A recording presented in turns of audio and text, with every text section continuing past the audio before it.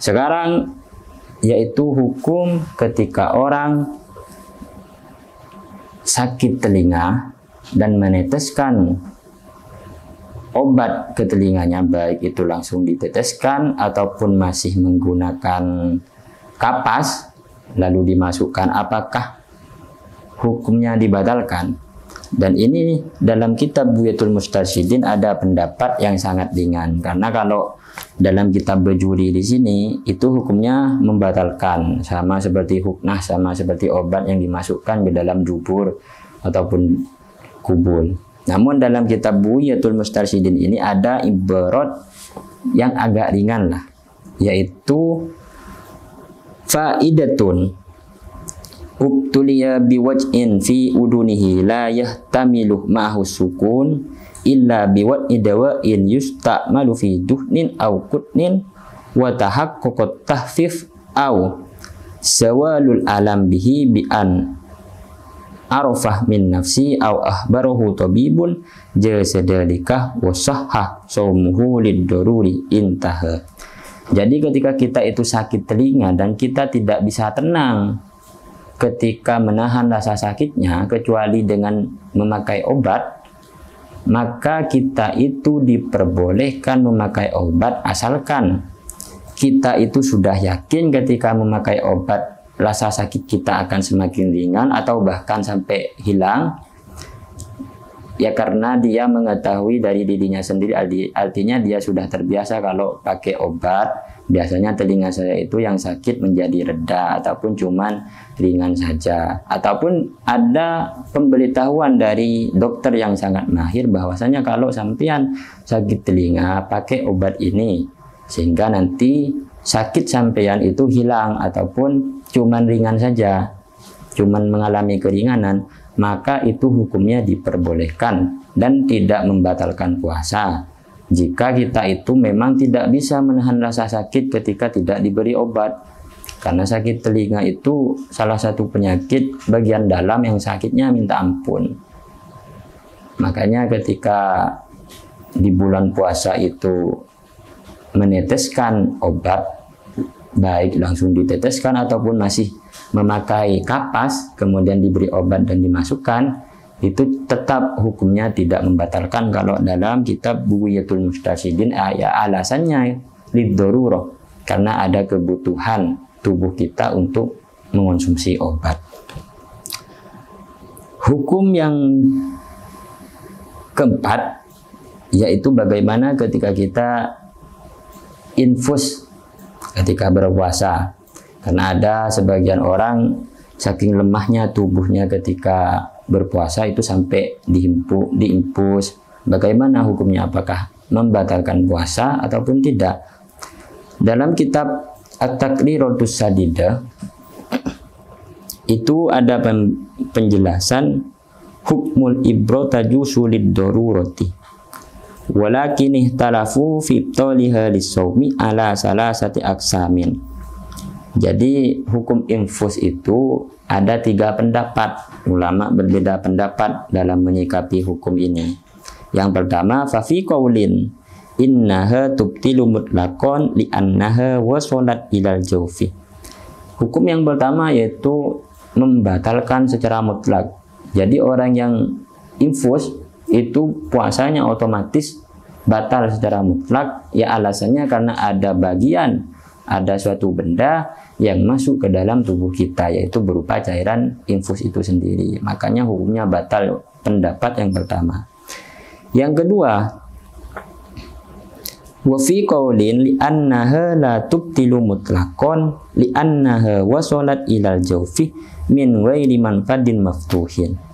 Hukum yang kedua yaitu tidak membatalkan secara mutlak. Jadi ketika ada orang yang infus di waktu berpuasa, kalau diinfus itu hukumnya tidak batal secara mutlak kalau ikut pendapat yang nomor 2, karena suatu benda itu cuma lewat ke dalam tubuh kita melalui lubang yang bukan lubang tabi'i, yang bukan lubang tembus dari tubuh kita. Karena lubang tabi'i yang bawaan dari lahir itu kan hidung, telinga, mulut dan lain-lain. Nah, sedangkan suntik itu sendiri itu cuman melalui sel-sel kulit. Artinya ada cairan yang dimasukkan melalui pembuluh darah kita. Itu tidak membatalkan puasa secara mutlak karena melalui lubang yang bukan bawaan dari lahir. Yang ketiga, wa qaulin fihi tafsilun wa huwal asah. Dan pendapat yang ketiga itu ditafsil. Dan ini pendapat yang lebih sahih. Idza kanat muwaddiyatan fatubtilus shaumah. Jika cairan itu mengandung hal-hal yang menjadi energi bagi tubuh kita, menjadi nutrisi bagi tubuh kita, maka hukumnya membatalkan. Karena kalau cairan infus itu sendiri mengandung nutrisi dan energi. Ternyata cairan infus itu berbeda-beda. Ada yang mengandung energi, ada yang mengandung nutrisi, namun ada yang mengandung hal-hal yang lain, tidak mengandung energi sekaligus. Jadi kalau cairan infusnya itu mengandung energi, mengandung nutrisi bagi tubuh kita yang sudah kehilangan nutrisi karena ya tidak makan karena sakit, maka hukumnya membatalkan. Kalau pendapat yang ketiga itu tafsilan yang pertama. Wa idza kanat ghairu muwaddiyatan fananduru. Idza kanat fil uruqil majufati wa hiyal awridah fatubtilu. Wa idza kana fil atli wa hiyal uruq ghairul majufah fala tubtilu. Nah, jika hal tersebut cairan itu tidak mengandung nutrisi ataupun energi bagi tubuh kita, maka itu masih dipilah lagi. Yang pertama, ketika dimasukkan melalui urat, maka itu hukumnya membatalkan. Namun kalau cuman melalui otot-otot besar, itu tidak membatalkan. Lah ternyata infus itu sendiri, saya melihat ataupun searching di Google itu cara memasukkan jarumnya itu melalui pembuluh darah, dan pembuluh darah itu sendiri merupakan urat. Makanya kalau infus itu hukumnya batal kalau ikut pendapat yang ketiga. Karena pendapat yang ketiga itu kalau infusnya itu mempunyai kandungan energi bagi tubuh kita itu hukumnya batal. Namun kalau tidak itu masih dipilah lagi. Kalau dimasukkan melalui urat itu hukumnya batal. Kalau dimasukkan melalui otot besar itu hukumnya tidak batal. Lah, untuk cari aman bagi orang yang infus ya ikut pendapat yang nomor 2 ya gak apa-apa. Karena pendapat yang nomor 2 itu hukumnya tidak membatalkan secara mutlak dikarenakan melalui cairan yang masuk ke dalam tubuh kita itu melalui lubang yang bukan jalan tembus terhadap tubuh kita. Artinya bukan lubang tobi'i lah, bukan lubang yang bawaan dari lahir seperti telinga, hidung dan lain-lain. Karena prosesnya itu cuma menyuntikkan ke dalam kulit kita. Makanya kalau pendapat yang nomor 2 itu tidak membatalkan secara mutlak. Hukum yang selanjutnya yaitu hukum suntik. Karena infus dan suntik itu lain. Kalau infus itu lebih kepada kalau orang sakitnya parah sampai lemes karena tidak makan biasanya langsung diinfus. Ya artinya tergantung kondisi dari orang yang sakit lah. Biasanya infus cairan infus itu sendiri itu tergantung orang yang sakit. Kalau yang sakit ini air infusnya pakai yang ini, artinya bermacam-macam air infus itu. Lah sekarang hukum suntik. Bagaimana orang yang bersuntik ketika berpuasa, apakah batal ataupun tidak? Maka dalam kitab Bushrul Karim itu ada penjelasan ar-rabi'u al-imsaku an duhuli ainin jawfan ila akhirihi qawluhu duhulu ainin ila aqal faharaja bil ainil asar wa bijawfan wusuluha linahfi muhisahihi wa batni fahidihi mimma la yusamma jawfan.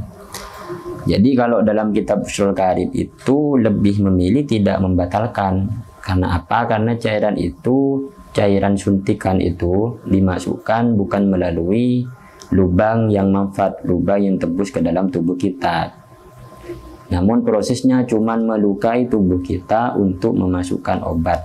Itu kalau dalam Fathul Karim itu tidak membatalkan puasa. Bahkan ada ibarat lagi dalam kitab Syarah Al-Yaqutun Nafis, hukmul ibrah, amma hukmul ibrah qalu innal ibrah lati yuhaqqinu bihal marid tamurru bil uruq wa tasilu ilal jawfi fatafsudu sawma, lakin qala ba'dul ulama kullu ma yadhulu ilal jismi min manfadin wa tabi'in fa innahu la yubtilu bi sawmu.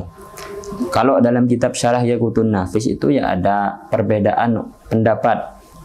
Yang pertama itu ada yang mengatakan tidak tetap membatalkan karena ada sesuatu yang nyampe ke dalam tubuh kita, yaitu cairan suntikan itu. Sedangkan yang pendapat yang kedua itu mengatakan tidak batal kan, ya karena alasannya sama dengan hukum infus itu sendiri. Alasannya karena melalui proses ataupun lubang yang bukan lubang manfaat, lubang yang tembus ke dalam tubuh kita, ataupun bukan lubang yang bawaan dari lahir. Karena suntikan itu biasanya ya disuntikan ke bagian-bagian yang butuh untuk disuntikan, maka itu tidak membatalkan puasa, pendapat yang kedua. Jadi ya untuk cari aman supaya puasa kita tetap sah, kita ikut pendapat yang tidak membatalkan saja, supaya kita selama 1 bulan bisa full melakukan ibadah puasa Ramadan kali ini.